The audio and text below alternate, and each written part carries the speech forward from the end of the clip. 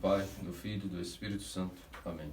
Queridos irmãos cristãos ortodoxos, hoje para o Evangelho do 11º domingo após de São Lucas, a Santa Igreja remodela o segundo típico grego, a leitura do Evangelho sobre a parábola da ceia, exatamente para o domingo dos antepassados. Todos os anos esse Evangelho deve previamente cair no domingo dos antepassados, para que exatamente refletamos a respeito do que é aquilo que é o chamado de Deus para com o seu povo. Vimos na parábola de hoje que nosso Deus Salvador Jesus Cristo havia contado uma parábola onde um certo mestre, um certo senhor de família, chamou inúmeros convidados para um banquete. Preparou uma ceia, um banquete, e chamou muitos convidados. E pediu que os seus servos enviassem-se pelas ruas o chamado de que tudo já estava pronto para esses convidados, que a ceia já estava digna de ser servida. E o que aconteceu foi que, na hora que o servo do Senhor foi convidar aqueles que estavam destinados ao banquete, o banquete havia sido preparado especialmente para eles, todos como que unânimes, como que se tivessem combinado secretamente e não comparecer a esta ceia, começaram a dar por escusado. O primeiro disse que não poderia ir porque de fato tinha comprado o terreno, precisava ver como era esse terreno. O outro disse que tinha comprado uma nova junta de bois e precisava averiguar a respeito de como andavam esses bois. E o outro disse que ia casar-se e por isso não poderia ir a este banquete. E quando o servo comunicou isso ao seu senhor, ele ficou indignado e disse que ele deveria voltar para a rua.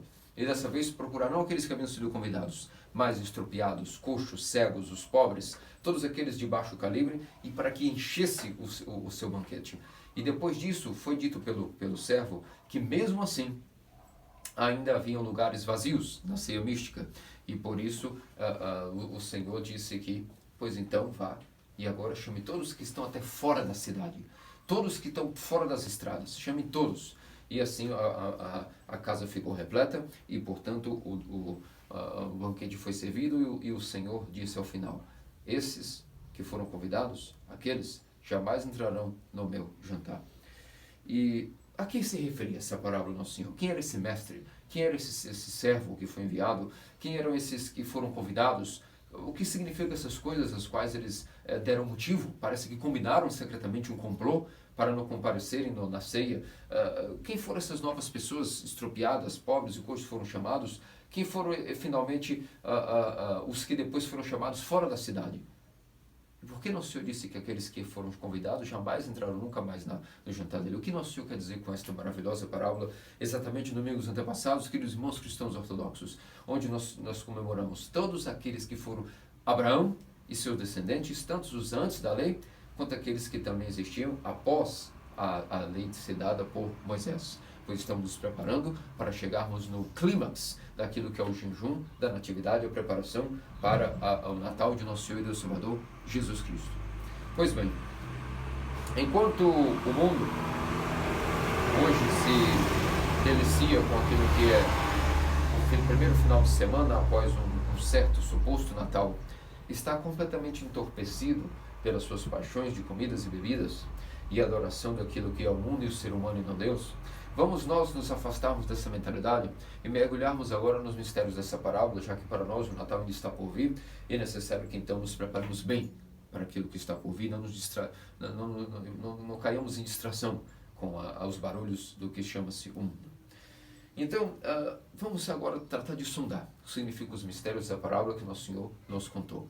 Esse mestre, queridos irmãos cristãos ortodoxos, que deu esse banquete é o próprio nosso Senhor e Deus Salvador, Jesus Cristo, que desde os primórdios, antes mesmo que o mundo antes que houvesse mundo, no conselho intratrinitário da Trindade, já havia, portanto, preparado que um dia ele iria vir para o seu povo, iria chamar todo o povo judeu primeiramente, porque era necessário preparar da raiz de Jessé uma virgem.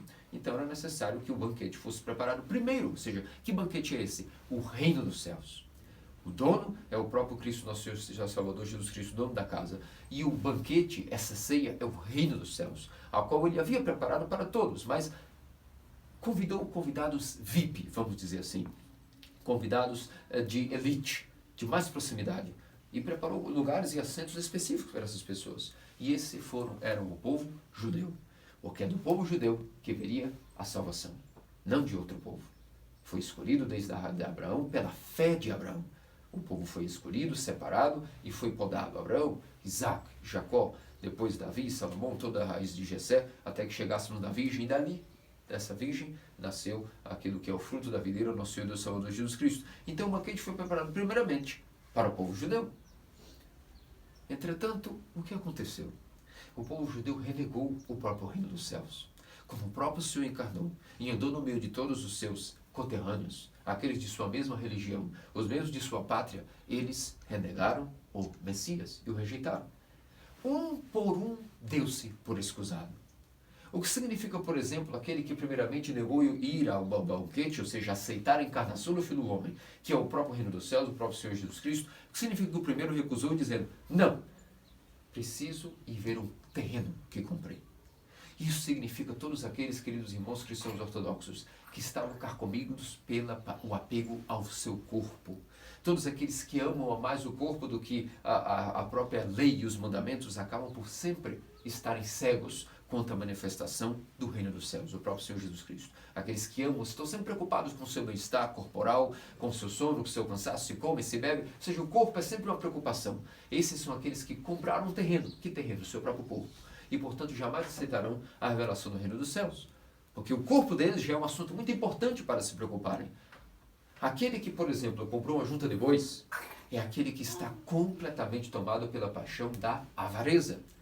Aquela pessoa que está adorando o dinheiro mais do que ao próprio Deus, tem um nome para isso, idolatria, como diz São Paulo. Cuidado com a avareza, o apego ao dinheiro chama-se idolatria. E, portanto, todos aqueles que estavam apegados ao dinheiro também não puderam comparecer ao reino dos céus, ao chamado de Nosso Senhor para uma vida mais sublime. E depois, por último, houve uma certa pessoa que simboliza todos aqueles que eram apegados ao prazer. Pois o significado aqui de não posso ir ao banquete porque irei casar-me, significa aquele que prefere mais o prazer da carne, os seus prazeres, suas paixões, tudo aquilo são as suas concupiscências malignas, e não as concupiscências boas, que são a desejar as coisas do reino dos céus, mas sim o seu próprio prazer e a sua luxúria. Portanto, essas três paixões mínimas, o apego ao corpo, ao dinheiro e ao prazer, são que em geral impedem uma pessoa de aceitar o reino dos céus, a pregação verdadeira, a energia incriada de Deus que se revela a sua própria sabedoria, que é o Filho de Deus, a verdade de Deus Suprema, através de suas energias no coração. Aqueles que são apegados a essas coisas irão rejeitar o banquete, o próprio reino dos céus. E então aconteceu que, como os judeus rejeitaram a boa nova, o próprio Senhor Jesus Cristo, ele depois disse aos apóstolos, vão pelas cidades, entrar em todas as cidades e anunciar a boa nova das nações, e ele mesmo isso fez. Quando viu que a casa de Israel o rejeitou, Nosso Senhor primeiramente foi e depois também orientou os apóstolos a fizessem o mesmo. Não foi pregar mais nas sinagogas, especialmente para os escribas e especialmente aos chefes da lei, que seriam aqueles que estariam mais propícios a entenderem que ali estava o Messias. Porque quem mais estuda a lei, como os escribas e os fariseus, deveriam ser aqueles que deveriam dizer, aqui está o Messias. Mas não foram eles que indicaram o Messias. Quem indicou o Messias foi Simeão, um homem ancião de quase 300 anos de idade. Uma viúva, a profetisa Ana. Esses que eram completamente como que desprezíveis para o povo judeu, esses reconheceram o Messias. Ao mesmo tempo, os coxos, os cegos, os pobres, os oprimidos e os estripados, esses, porque precisavam de médico, precisavam de uma necessidade, souberam, pelo seu sofrimento até corporal, reconhecerem que ali estava o seu médico. É por isso que se diz que os convidados, ou seja, os fariseus, os escribas, os que mais estavam preparados para entenderem o motivo pelo qual foram convidados ao banquete, renegaram e jogaram fora o seu passaporte para o reino dos céus. Então Nosso Senhor imediatamente vai para toda a escória de Israel. Os cegos, os coxos, até publicanos e prostitutas aceitaram o chamado de Nosso Senhor e Deus Salvador Jesus Cristo. Isso simboliza que o dono da casa depois disse ao servo, já que me recusaram, pois isso me causa muita ira, pois então volte à cidade e chame agora todos aqueles coxos, todos que estão na cidade com fome, famintos e sequiosos, e venham para o banquete que se saciem. Isso simboliza, queridos irmãos cristãos ortodoxos, aqueles que eram os oprimidos de Israel, a qual Nosso Senhor Jesus Cristo foi, e não só oprimidos em relação à questão social, me refiro, oprimidos em paixões, como prostitutas e cobradores de impostos. E nisso todos eles aceitaram o chamado e foram para o banquete, aceitaram o Senhor Jesus Cristo, que é o próprio reino dos céus. Mas mesmo assim ainda houve lugares vazios, e era necessário preencher esses locais. E então foi dito ao servo, o dono da casa ao servo, vai agora fora da cidade, e também chama as pessoas que você encontrar, em qualquer local, em qualquer encruzilhada, em qualquer estrada, chama-os. Aqueles fora da cidade, queridos irmãos, simbolizam os pagãos, os gentios, que fora de Jerusalém, fora da fé de Israel, também, quem diria, aceitaram o chamado do reino dos céus pelos apóstolos, e as nações vieram e se converteram e estão completamente hoje presos naquilo que é a Igreja Ortodoxa, onde gregos, judeus, todos aqueles que são homens, mulheres, escravos, todos estão livres, todos estão no próprio banquete, que é o próprio reino dos céus. O reino dos céus, a expressão dele nesse mundo temporal e passageiro, chama-se a Igreja Ortodoxa. Quando dizemos o reino dos céus, uma pessoa, o nosso Senhor e o Salvador Jesus Cristo, Theotropos. A sua realidade aqui, nesse tempo temporal, que nós estamos presos nessa realidade ainda corrupta, o reino dos céus tem uma face, e essa face chama-se a Igreja Ortodoxa. E ela está repleta de gentios, está repleta de miseráveis, sendo nós todos essa escolha. Eu, claro, muito pior do que todos vocês, sem nenhum tipo de demagogia, vocês sabem bem como eu supero em todos os tipos de loucuras e pecados. Mas essa é a explicação mística e literal desta parábola. Quando nós escutamos que os judeus recusaram o chamado, especialmente os líderes dos fariseus, os escribas, recusaram esse chamado, sendo que viviam a profissão deles, estamos dizendo que ganhavam salário só para estudarem dia e noite as Escrituras, para um dia. Qual era a missão do escriba? Estudar dia e noite a Escritura, para estar conectado com o cosmo, para que quando o Messias encarnasse, eles anunciassem, ali está o Messias. Esse é o papel de um rabino. Só que os rabinos não aceitaram o nosso Senhor Jesus Cristo. E hoje estão indicando para nós que o Messias está por vir. Vejam que inversão terrível, que calamidade, e que geração nós escolhemos para nascer. Ou melhor, Deus escolheu que nascêssemos. Uma tal geração, onde aqueles rabinos que recusaram o Senhor e não reconheceram Ele como Messias, já que era a profissão deles, estar dia e noite conectados no templo, em orações, em jejuns e com as Escrituras, para que detectassem quando o Filho do Homem andasse no meio do povo de Israel. E não detectavam. Mas agora os rabinos já estão dizendo que o Messias está por vir. Que maravilha, que época grandiosa nós nascemos, não? Onde nós teremos, muito provavelmente, algo muito terrível a lidar, que você sabe muito bem o que vem pela frente. Uma era da maior tribulação que pode ter existido para os cristãos devido à era do filho da perdição. Entretanto, voltando à parábola, vamos nos perguntar por que essas pessoas que dia e noite estudavam as Escrituras, estavam conectadas com os livros do Pentateuco, o Torá, todas as explicações dos profetas, quando viram o Filho do Homem realizar sinais e prodígios que testificavam claramente que era o Messias, por que o recusaram? Recusaram o banquete. Será que existe uma explicação para isso? E existe, eu vos darei qual é a explicação. E atentai-vos, porque nós cristãos ortodoxos podemos cair também no mesmo perigo que caíram os fariseus, os escribas. Eles se esqueceram daquilo que o próprio João Batista disse para eles e que muito antes os profetas haviam dito. Lembram do que João Batista disse quando tratava com os fariseus e escribas? Raça de víboras! Quem vos ensinou a distorcer a lei desta maneira? Cobras perniciosas! Acaso, por que vos gloriais de serem descendentes de Abraão? Até mesmo dessas pedras, Deus pode fazer nascer filhos de Abraão. O que significava o que João Batista estava dizendo aí? Vocês estão se orgulhando de serem os guardiões da lei e da revelação do Deus verdadeiro apenas por uma questão de descendência de sangue. E isso é um crime em relação ao Criador. Ele vos escolheu, não foram nem vocês que escolheram a Ele. E isso não tem mérito algum ser descendente de alguém, porque é pela fé de Abraão que vós fostes justificados. E não só pela fé, pela conduta e obras de Abraão. Agora vocês, raças de víboras, estão gloriando-se daquilo da qual não merece glória. Porque quem pode dizer que só por nascer em uma família, descendente de alguém, já tem o direito de estar salvo ou ser o grande guardião da santidade? Isso é um delírio. E é por isso que os judeus caíram naquilo que foi o terrível pecado de tomar por garantido a revelação do Deus verdadeiro. E quando nós queremos nesse terrível pecado dizer que nós temos direito de Deus, infelizmente, há muito tempo a nossa mente já distorceu-se daquilo que é o caminho da salvação, o caminho dos mandamentos de maneira correta. Porque o que faz um homem santo, um homem ter direito da graça, não é ele nascer de uma linhagem específica, não é ele nascer de um povo específico. Isso é uma doença. O que fará com que ele realmente seja digno da fé são a sua vida dedicada a Deus e os seus frutos que serão provados ao longo do tempo. Nós não sabemos. Santo Isaac o Sírio diz que não há um homem que nasça no mundo que não seja provado, e nenhum deles nós podemos dar por garantia. Porque nenhum homem pode ser comparado a alguém que seja estável. Ao contrário, nós somos uma aberração. A nossa mutabilidade é tremenda e, portanto, nenhum homem merece garantia, nem mesmo se ele for um par com os anjos. Assim nos diz Santo Isaac o Sírio. Logo, de que garantia podemos ter de que seremos salvos ou que somos os guardiões da fé verdadeira até o fim? É um perigo terrível, chama-se o pecado de tomar por direito a fé, de ter por garantido algo que não nos foi dado por os nossos méritos, mas pela vontade de Deus. E os judeus naquela época caíram terrivelmente nesse pecado de acharem que foram o povo escolhido e por isso tinham direito da fé. E o que aconteceu? O que aconteceu com muitas vezes também na história da Igreja Ortodoxa, entre muitas nações que caíram nesse mesmo delírio, como se acharam por direito de serem ortodoxas, por alguma linhagem, ou porque há muitos milênios, os antepassados dessas mesmas pessoas eram ortodoxas. O que acontece com isso?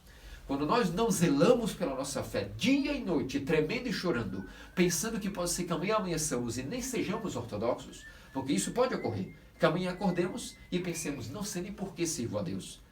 E quando vemos, estaremos completamente perdidos de novo no mundo. Que Deus nos livre disso. Mas quando nós perdemos essa vigilância de que aquilo que foi nos dado foi um dom de Deus e não temos nada por garantido, quando perdemos esse estado de alma, o que acontece é que, passando os anos, tomando a fé por algo garantido e por direito, nós vamos cair no grave pecado da ingratidão. E foi isso que aconteceu com os judeus, meus queridos irmãos cristãos ortodoxos. Tomando por garantido que só pela escolha de Abraão e por serem descendentes dele, tenham por direito ser os guardiões da lei, que nada de mal poderia acontecer com eles, porque adoravam o Deus verdadeiro por garantia e por direito, foram afastando-se da piedade, do espírito da lei, distorceram o espírito da lei e acabaram por, infelizmente, tomando por garantido aquilo que seria a revelação do Deus verdadeiro a eles e caíram, por conseguinte, na terrível ingratidão. E isso pode se passar por qualquer um que tenha por garantido a verdadeira fé. É um pecado terrível e obscurece a alma. É tão terrível quando uma pessoa cai em tomar por garantido a fé, que quando, por exemplo, ela está tremendo e chorando sendo um pecador, é fácil de que ela visualize os seus pecados e alguém diga, tu estás mal, ou a própria consciência dela rapidamente dirá, você está indo muito mal no pecado. Mas quando nós tomamos por garantido a fé e a santidade, automaticamente a nossa consciência estará em um erro terrível, um equívoco, uma desilusão, um preleste, onde, como nós tomamos por garantido, temos recebido a revelação do Deus verdadeiro, automaticamente nada pode passando a ser imbatíveis a nós mesmos. Achamos que estamos acima do pecado, acima de qualquer tipo de erro, e como se nós tivéssemos a garantia, não sabemos nem por quem, de que jamais iremos cair daquilo que é a verdadeira fé. E esse pecado leva ao obscurecimento da alma pela falta de gratidão, que gera ingratidão terrível. E nós podemos nos perguntar, mas que esse processo que origina, portanto, tomar por garantia a fé, o que gera uma grande ingratidão, existe alguma maneira de evitar esse processo e visualizar como ele ocorre e rapidamente cortarmos esse mal pela raiz? Sim, nossos santos e teófilos padres nos explicam de maneira muito categórica como se dá o nascimento dessa ingratidão em nossas almas e como vamos tomando por garantido aquilo que foi nos dado como um dom. E como todo dom, quando nos é dado, temos que irrigá-lo, temos que adubá-lo, temos que cultivar esse dom e cativar a nossa relação com Deus sempre. Não é porque recebemos a fé verdadeira que já estamos resolvidos em relação a sermos, por exemplo, cristãos ortodoxos. Por termos a revelação verdadeira do próprio Deus diretamente a nós. Não, isso foi um dom que foi dado para começarmos a trabalhar. A partir disso é necessário irrigar, adubar e trabalhar todos os dias para que essa fé se desenvolva como a semente de mostarda que depois cresce e desenvolve-se como uma árvore. Se nós não trabalhamos isso, essa fé que foi nos dada da mesma forma que foi dada, um dia será tirada. como foi tirada também dos judeus. Não há comodidade em ser cristão. É um espírito, um estado de luta, de vigilância constante. E, portanto, existe algum método ao qual nós podemos identificar, cortar pela raiz, essa postura que nos faz sermos tão acomodados e termos por garantia direito a revelação do Deus verdadeiro, o que nos gera ingratidão? E sim, o que faz com que nós sejamos sempre gratos a Deus constantemente é a fidelidade nas pequenas coisas que Ele nos testa. E se nós formos fiéis nessas pequenas coisas que Ele nos testa, automaticamente Ele será fiel a nós nas grandes e terríveis tribulações e testes que nós passarmos, e, por conseguinte, nós seremos agraciados com um dom, o dom de sermos sempre gratos a Deus por aquilo que é a manutenção da fé. É um processo que nossos santos padres muito bem nos explicam. Tomar por garantia a fé, por direito, gera ingratidão. E a ingratidão é originada pela falta de fidelidade nas pequenas coisas que Deus nos testa. E é por isso que nós, cristãos ortodoxos, devemos estar sempre aprendendo com esses terríveis equívocos que os judeus cometeram e que muitos de nossos outros irmãos cristãos ortodoxos de diversas etnias, tomando por garantido por serem ortodoxos devido à etnia, caíram também no mesmo erro dos judeus e hoje perderam a verdadeira fé. O pináculo da salvação, que é a própria revelação verdadeira do Deus verdadeiro ao próprio homem diretamente, chama-se a Igreja Ortodoxa. Onde está? Aonde os cânones estão sendo seguidos a rigor? Quem está guardando a verdadeira fé hoje em dia? Aonde está a igreja? Onde estão os limites desse reino dos céus? Quem puder entender, que entenda, que investigue e verá que a igreja fugiu para o deserto e há muito. E por que as pessoas não têm a capacidade de visualizarem isso? Muitas vezes, quando nós dizemos que a igreja fugiu para o deserto, as pessoas dão um pulo e praticamente seus olhos pulam da órbita, porque não entendem e não conseguem visualizar coisas simples. Onde os cânones e a sã doutrina não está sendo seguida, aí pode estar qualquer coisa, menos a Igreja de Cristo. Pois a Igreja de Cristo é guardada, tem limites de bordos e bombordos, como a Arca de Noé tinha limites no meio do dilúvio, no meio da apostasia. Assim também a Igreja tem limites, para que saibamos onde ela está e onde ela não está.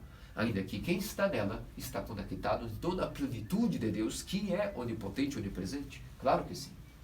Entretanto, qual é essa doença que impede que as pessoas possam hoje visualizar onde está a verdadeira igreja? Não é um assunto tão complicado, basta ter boa vontade e humildade de estudar. Onde os cânones estão sendo guardados pela associação apostólica ininterrupta e com a sua doutrina também implacável. O que faz com que as pessoas percam esse olho capaz de ver onde está a igreja, queridos irmãos, é porque, infelizmente, não são fiéis a Deus nas pequenas coisas em seu dia a dia. E aqui já não estamos mais para julgar quem é ou não é fiel a Deus, mas estamos dando apenas a ciência, a medicina, que pode fazer com que alguém um dia se questione onde está a verdadeira igreja. E visualize isso de coração aberto. Então, a primeira coisa, vamos nos imaginar como podemos ser fiéis a Deus nas pequenas coisas que Ele nos depara. E para isso nós temos maravilhosos santos que hoje são celebrados. Os santos antepassados de nosso Senhor e Deus Salvador Jesus Cristo, segundo a carne, descendentes de Abraão. Tanto os antes da lei, que foram fiéis a Deus nas pequenas coisas antes da lei, e os que foram fiéis a Deus após a lei. Especialmente entre eles, hoje comemoramos os 3 santos jovens da fornalha, Ananias, Azarias e Misael, e o profeta Daniel.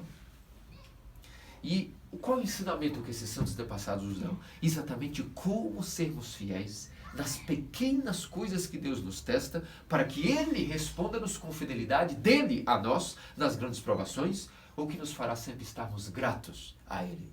E se somos gratos a Ele, nunca tomaremos por garantia que temos uma relação com Ele através da verdadeira fé. Vamos estar tremendo e chorando dia e noite, tremendo com medo de perder essa fé e zelando por essa fé. Pois bem, antes da lei de Moisés, muitos foram os antepassados que foram fiéis a Deus em muitas provações. O próprio Abraão foi fiel a Deus e foi o lumiar de todos isso que seria, o que significa ser fiel a Deus. Desde as pequenas provações que Abraão foi chamado, desde abandonar a sua pátria, a sua parentela, a sua herança, ir para uma terra estrangeira, para depois um dia pudesse ir para a terra prometida, até mesmo o seu único filhinho, que foi fruto de sua velhice com Sara, foi pedido a ele, e ele mesmo assim disse, que seja feita a vontade de Deus. Até mesmo Isaac, no auge do sacrifício, subindo o monte, chegando ao altar, disse: papai, onde está hoje o sacrifício que vamos oferecer? E Abraão, para não constranger o menino de maneira psicológica, disse: Deus providenciará. E no momento onde a adaga já estava para perfurar o coração de Isaac, nosso Deus finalmente diz: agora sim, contigo estabelecerei o meu testamento, a minha aliança. Pela tua fé, por tua descendência agora multiplicarei a tua descendência até que venha o Messias, o Salvador. E são esses todos que nós hoje comemoramos. Aqueles tantos antes da lei e após a lei que foram fiéis a Deus. Através do exemplo, por exemplo, de Ananias, Azarias e Misael, que hoje comemoramos, nós temos um magnânimo exemplo de como sermos fiéis a Deus nas pequenas coisas, para que Ele seja fiel a nós nas grandes, e não caiamos no terrível pecado de rejeitar o reino dos céus, que é o seu banquete. Isso se dá primeiramente através do seguinte episódio. Vocês sabem muito bem a história dos 3 jovens na fornalha. Chegou o momento onde Israel todo havia sido colocado em cativeiro pelo rei Nabucodonosor, da Babilônia, e arrastou para o Oriente, arrastou para a Babilônia. Todo o povo de Israel, em especial a corte, foi toda escoltada escrava para a Babilônia. E toda a corte de Israel, os seus reis, Nabucodonosor invadiu Jerusalém, derrubou suas muralhas, derrubou o seu templo e levou, andando a pé em sacrifício e humilhação, toda a corte de Israel para a Babilônia. Foi chamado os tempos do exílio na Babilônia. E ali somente quem foi fiel a Deus nas pequenas coisas pôde suportar também as grandes provações, porque Deus foi fiel a eles nessas terríveis maquinações que Nabucodonosor providenciou para testar a fé do povo de Israel. E como vocês sabem, para provocar o povo judeu, de propósito, era comum que todos os pagãos na Babilônia ofereciam sacrifício aos ídolos e depois aspergiam com sangue de bodes e carneiros e bois oferecidos aos ídolos, aspergiam as comidas para que pudessem comer algo que foi sacrificado aos deuses. E naquele momento, qual foi a estratégia de Ananias, Azarias e Misael? Estamos falando aqui de crianças, jovens, não estamos falando de adultos formados no psicológico, na maturidade e nem tampouco no corpo. Estamos falando que 3 crianças, 3 jovens, de nome Ananias, Azarias e Misael, ao estarem exilados, fizeram amizade com um copeiro da corte.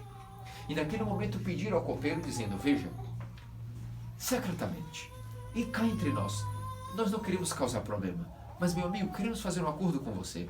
Não precisa nos trazer de todas essas maravilhosas refeições que as pessoas, mesmo os escravos, são dignos de participar. Quero fazer um acordo com vocês. Queremos fazer um acordo com você, disseram os 3 jovens, Ananias, Azarias e Misael ao copeiro. Apenas traga para nós, não aquilo que foi aspergido pelo sangue dos demônios, dos ídolos. Basta que nos traga sempre na hora da nossa refeição, sem ninguém saber. Só entre nós e você. Um pouco de pão, um pouco de água e um pouco de legumes.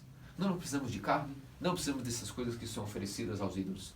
Podes fazer isso por nós? E o copeiro, vendo neles crianças inocentes, por que recusaria tal pedido? E assim passaram por muitos e muitos momentos de fidelidade a Deus nessa pequena questão. Eles poderiam ter argumentado o seguinte: bom, número 1, nós estamos escravos, não podemos escolher o que comer. 2, nós estamos exilados fora de nossa pátria. É uma situação que nos abala, não podemos manter o jejum. E 3º, estamos completamente perseguidos, não sabemos o dia que morremos, nem sabemos se morreremos amanhã ou depois de amanhã. Para que vamos manter um jejum? Deus não se importaria com isso. Se comemos, Ele será misericordioso, e mesmo que comêssemos o alimento que foi aspergido pelo sangue dos demônios, Deus nos perdoaria porque Ele é misericordioso. Será que é assim que Deus pensa? Será que é assim que nós devemos pensar? Claro que não. Isso é uma blasfêmia, se não justificar-nos para não sermos fiéis a Deus naquilo que são os mandamentos. E 3 crianças, 3 pequenos infantes, conversaram com o copeiro e puderam honrar a Deus nessa pequena questão de manter o jejum, mesmo escravos, mesmo sabendo que poderiam nunca comer mais aquilo que tivesse liberdade. Prefeririam morrer de fome se fosse o caso, mas, por tabela, preferiram ver se havia uma conciliação e obtiveram essa conciliação. E não justificaram que eram crianças, precisavam se desenvolver e crescerem. Não se justificaram dizendo que estavam abalados por estarem em uma terra estrangeira. Mantiveram um jejum ao Deus verdadeiro. E o que aconteceu? O Deus verdadeiro, vendo que eles foram fiéis nessas pequenas coisas, foi fiel a eles em uma grande coisa. Sabem que o copeiro da corte da Babilônia alimentava pessoalmente as pessoas que estavam em cativeiro e também as crianças da própria corte. E de certa vez, o copeiro, quando viu os jovens Ananias e Misael se desenvolverem, sabia da dieta deles, controlava a dieta deles, que era uma dieta escassa de pão, água e legumes, de repente observou que mesmo os jovens da corte, mesmo os outros jovens hebreus que não aguentaram a aprovação e comeram carne abundante, queijo e tudo demais, estavam comparados aos jovens Ananias e Misael, franzinos e extremamente delicados. Enquanto que Ananias, Azarias e Misael estavam robustos, viris e mais altos e mais fortes, com um tônus muscular muito maior do que os próprios jovens da Babilônia e os próprios jovens hebreus que não aguentaram a pressão. Significa que Deus, vendo que eles foram fiéis a algo espiritual, os fortaleceu até mesmo em questão física. Comiam apenas quase nada de proteína e eram mais altos, mais fortes e mais robustos que os próprios filhos jovens da Babilônia e os jovens hebreus que porventura caíram na tentação psicológica de não manterem o jejum. Vejam aqui um mínimo exemplo de como devemos ser fiéis a Deus nas pequenas coisas e Ele até nas físicas será fiel a nós. Quem dirá nas espirituais? Depois, nós tivemos aquele terrível ultraje, onde Nabucodonosor colocou o decreto de que construiu um ídolo gigantesco. E todos que estavam escravos na Babilônia, se não adorassem e não oferecessem incenso e sacrifício a esta estátua, seriam punidos e irem serem jogados numa fornalha, onde 7 vezes o fogo da fornalha seria acendido a mais, para quem se recusasse a ser fiel ao Deus, se recusasse a serem fiéis ao tal Deus babilônico. Pois bem, nesse momento lá vão de novo os 3 jovens, Ananias, Azarias e Misael. E quando todos ficaram com medo e se prostraram e ajoelharam diante da estátua, Ananias, Azarias e Misael, fortalecido por anos de jejum, e pela graça de Deus que habitava neles, disseram: não adoramos outro Deus, senão o Deus de Israel, o Deus vivo, e não nos prostraremos diante desta ídolo feito por mãos humanas. E então Nabucodonosor, irado, mandou acender a fornalha 7 vezes mais, ao ponto que 49 côvados era a altura da chama. Tanto que quando os algozes foram acender a fornalha, estava tão alta a chama que eles mesmos já morreram queimados, para terem ideia de quão alta estava essa chama. E naquele momento foram os 3 jovens e foram lançados na fornalha. E o que aconteceu, queridos irmãos cristãos ortodoxos? Narra-se o livro do profeta Daniel. O anjo do grande conselho desceu no meio da fornalha e os colocou completamente intactos. Quem era esse anjo do grande conselho? O anjo do grande conselho era o próprio Verbo de Deus, a segunda pessoa da Trindade, que como esses jovens foram fiéis a Ele nas pequenas coisas de manter o jejum, agora veio honrá-los. Ele mesmo, o Verbo de Deus, o anjo do grande conselho, desceu na fornalha e narra a Escritura que assim como a pessoa se sente inebriada e completamente satisfeita e agradável com o orvalho da manhã, aquele frescor da manhã, essa era a mesma sensação que os jovens tinham dentro da fornalha, pois o orvalho místico os cobriu com a sensação como se estivessem no orvalho da manhã, enquanto ao redor deles as chamas estavam tremendas. E eles em êxtase, no máximo que a oração de compulsão. Não há nenhum exemplo na Escritura que supere essa oração dos 3 jovens na Babilônia. Ananias e Misael, a oração noética, que como o fervor de seus corações acendeu e começaram a louvar primeiro a Deus, dizendo: ó Senhor Deus de nossos pais, é verdade que nós somos pecadores e por isso merecemos o exílio na Babilônia. Perdoe-nos a nós e os nossos pais, mas pelas orações de teu servo Abraão, Isaque e Jacó, tem misericórdia de teu povo. E dançando em êxtase, dançando e bailando, foram preservados pelo próprio Cristo no milagre maior diante da fornalha da Babilônia. E começaram a louvar juntos, chamarem toda a criação para louvar o Senhor. Geadas, inverno, frio, calor, verão, sol e a lua, as estrelas, a terra, o sol e o mar, tudo louve ao Senhor. Bendito seja tu, ó Senhor, Deus de nossos pais. E essa oração maravilhosa, fruto do orvalho do Espírito Santo, foi a prova de que Deus vendo que esses jovens foram fiéis a ele nas pequenas coisas, desceu ele mesmo na fornalha e os protegeu diante da fidelidade. Mas de onde veio essa força de não negarem a pressão de serem colocados na fornalha? Como foram fiéis ao jejum, Deus os deu a fidelidade na hora da apostasia, de trair a Deus.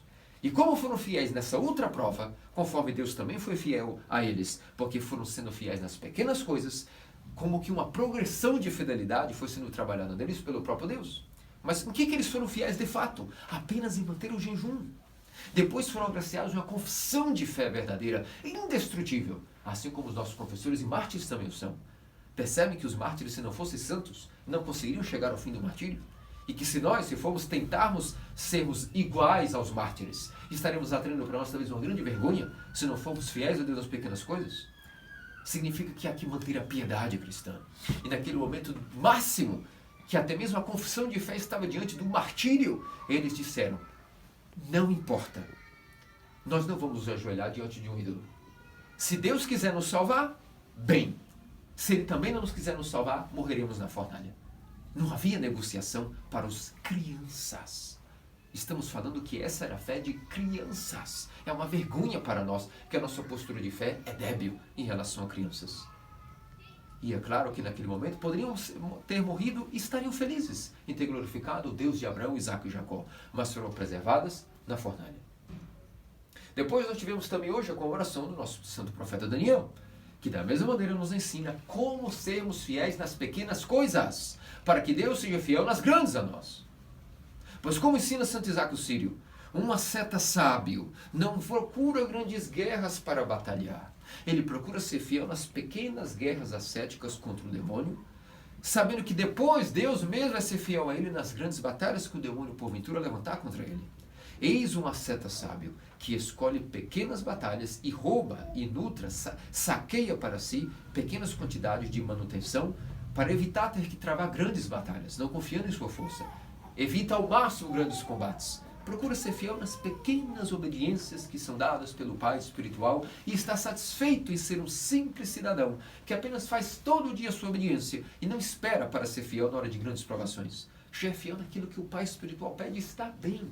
Para que queremos ser tentados em coisas maiores, de uma envergadura maior? Quando chegar esse momento, bem, se somos fiéis nas pequenas, que Deus seja fiel a nós nas grandes provações. E então o profeta Daniel, com o mesmo procedimento, glorificou o Deus de Abraão, Isaque e Jacó. Em certo momento, da mesma maneira, foi colocado a ele a obrigação de ter que comer e participar de comidas destinadas ao sacrifício dos ídolos, e ele negou. Mas, antes dessa aprovação, vocês sabem por que o profeta Daniel, de fato, foi levado a uma provação terrível, como aquela de ficar na cova dos leões? Se vocês estudarem bem o livro do profeta Daniel, verão que no alojamento dos escravos, e onde estava também Daniel alojado, chegavam momentos onde as pessoas que acreditavam nos deuses babilônicos oravam. Como hoje os muçulmanos oram da maneira deles, os judeus da maneira deles, e nós temos nossa maneira de orar. A maneira, por mais que também fazemos prostrações, nada tem a ver com a maneira que os judeus e os muçulmanos, por exemplo, oram. E então, nas horas que prescrevia o judaísmo, Daniel se voltava para Jerusalém, ainda que estava na Babilônia, fazia suas prostrações, tanto pela manhã, quanto pela noite. Isso não nos lembra alguma coisa que nós mesmos muitas vezes deflagramos? A nossa própria oração da manhã e a nossa própria oração da noite. Voltamos para o cantinho dos íconos, voltamos para Jerusalém. E naquele momento Daniel manteve a sua regra de oração. Todos de sua habitação adoravam os deuses da maneira que eles queriam, mas Daniel, simplesmente, certas horas do dia, voltava-se para Jerusalém e prostrava-se e fazia orações ao Deus verdadeiro. Isso incomodou tanto os demônios. Essa fidelidade em todos os dias, manter a sua humilde regra da oração da manhã e oração da noite, que ele foi ameaçado, que se não parasse de orar daquela maneira, seria colocado numa grande provação. E assim ele disse, bom, que seja. Eu continuarei adorando o meu Deus da minha maneira, da maneira correta, de maneira ortodoxa. E então o que aconteceu foi lançado na cova dos leões. Mas por ser fiel, apenas na oração da manhã e na oração da noite, o que aconteceu quando foi lançado no meio da cova dos leões? Os leões se tornaram como ovelhas domadas por um pastor, mansas e o serviam.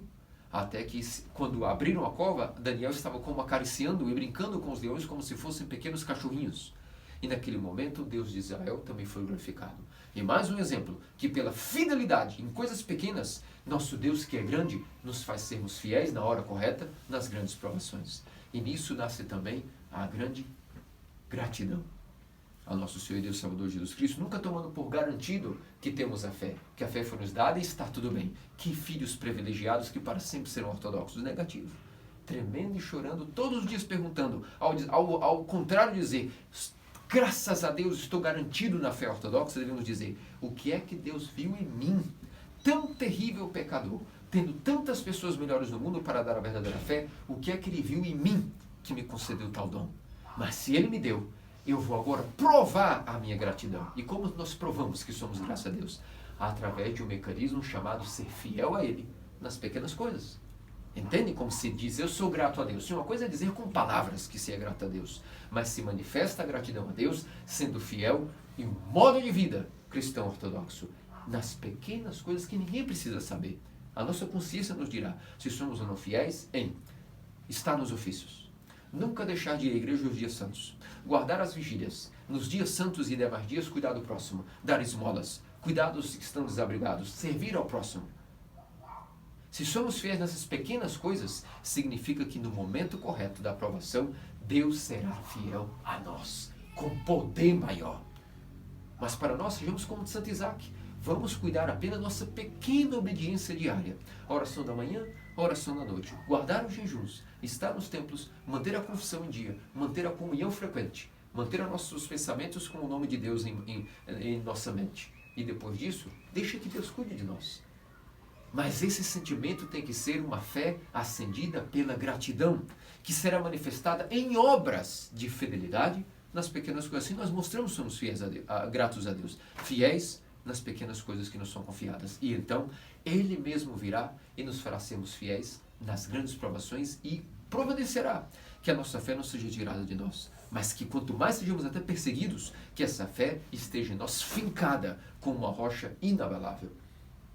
É por isso, meus amados cristãos, que pelas orações dos santos antepassados que hoje comemoramos, Ananias, Azarias, Misael, o profeta Daniel e todos os demais antepassados, segundo a carne de nosso Senhor Jesus Cristo, descendentes de Abraão, tanto os antes da lei quanto os depois da lei. Pensamos a eles essa grande graça de entendermos a mentalidade correta de como podemos estar zelando pela nossa fé.